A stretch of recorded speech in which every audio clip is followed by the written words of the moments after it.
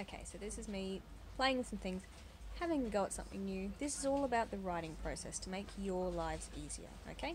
Let's see how it goes.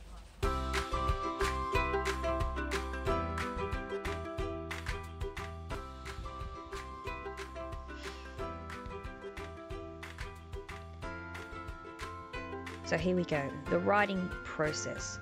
It's really easy to fall into the trap of just sitting down and starting writing without thinking about things step by step. But it's really important to know that writing is a 3-step process. No matter what you're writing, genre, anything, 3 steps, okay?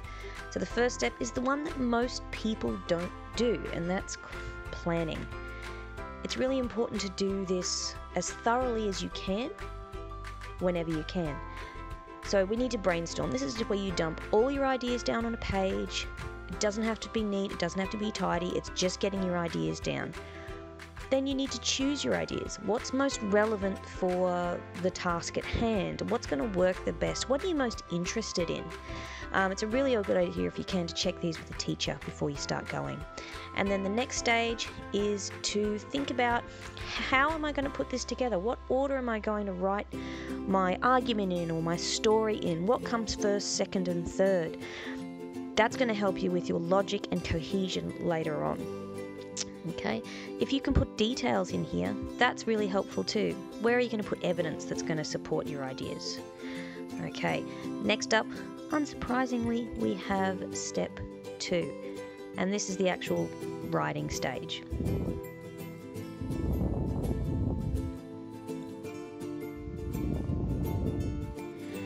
Now, when it comes to writing assignments especially, you have a couple of options. You can go with a computer, or you can go with an exercise book. Now, both methods have their pros and their cons. Obviously, with you guys having your Chromebooks at school, it's an easy piece of technology to use. So some of the pros associated with that, you know, it's Google. It saves as you go. You're not going to lose your work very easily. But the cons that I see, it's very easy to be distracted. Oh, I'll just have a look at this Facebook post. I'll just have a quick look on a website. And what happens if you run out of battery? And also typing speed. Using an exercise book, yep, okay, it can be lost. That's understandable. But I prefer using an exercise book or a piece of paper. You don't need any power. It's much faster, and you have a lot of flexibility. If I was doing this on a Chromebook or something, I wouldn't be able to draw these pictures and do these arrows as easily as I am on this piece of paper.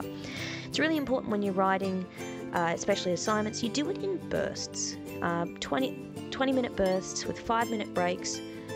Chunk it up into little manageable pieces that can help you do this.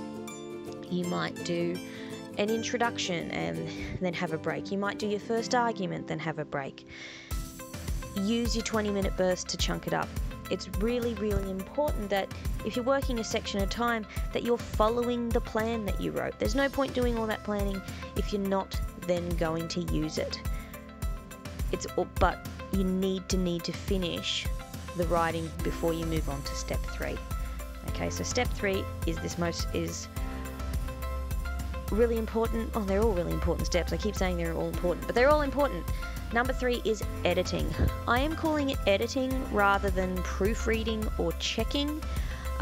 Proofreading is mostly to do with the idea of, you know, checking spelling and grammar and all those things, whereas editing is to do with not just the words on the page, but how they flow, how it relates to the task.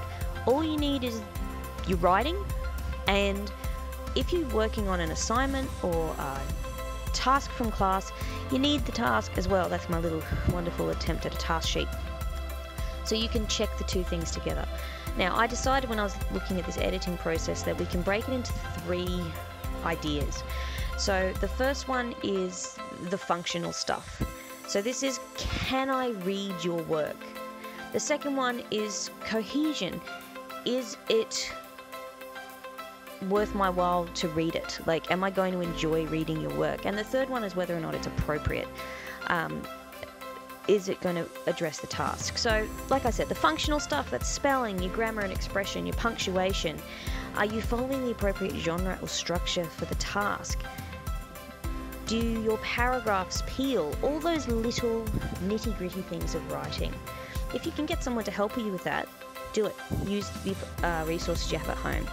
Next up is cohesion. So does your writing make sense? Are your arguments in some sort of logical order? Or if it's a story, does the story make sense logically? Is there a big gap in the narrative that confuses your audience? This is also where you think about, is it engaging? Are you using interesting word and language choices? So if you're using the word good, could you be using outstanding or exemplary? Is it sad or is it depressing? Use those more interesting language features. And then the last one there is whether or not it's appropriate. So does it answer the question and address the task that you're trying to complete? This is where it's really important to use your task sheet. Not just the task description itself, but use your criteria. Your teacher more than likely goes through criteria with you. Use the criteria to help you, okay?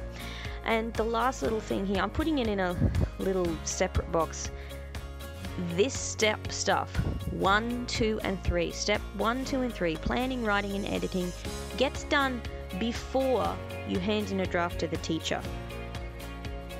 Teachers will do the best they can, but if you've done these 3 steps properly, you're making their life easier and therefore making it easier for them to help you. A little extra I thought of when I was going through this is scheduling. You can do this 3-step writing process in exams or in assignments. So in your exams, set yourself time for each step. So as I'm writing here, so if you've got an hour-long exam, set yourself, say, 5 or 10 minutes for the planning, 40 to 45 minutes for the writing, and that'll leave you 5 to 10 minutes for the editing part.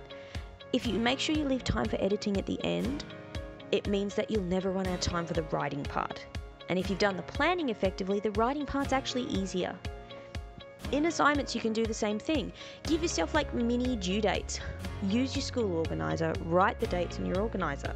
So you might like, and this is the example I've got here, have your plan done 1 week after the handout.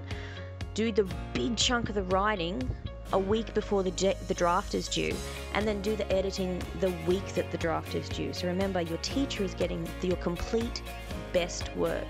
And that's what this 3-step process is about. Making sure that you are handing in your best work. So I'm drawing it now.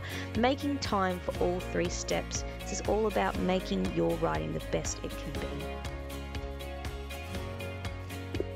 So there you have it. It's the first video I've made for a very long time. Let me know if you like this style of video with the sketchnoting and the narration over the top. Give me some feedback. Be kind. I'm not that video savvy. And I'd love to be able to keep doing these for you. Let me know what sort of things you'd like to see videos for, okay? So comment below and let me know. Bye!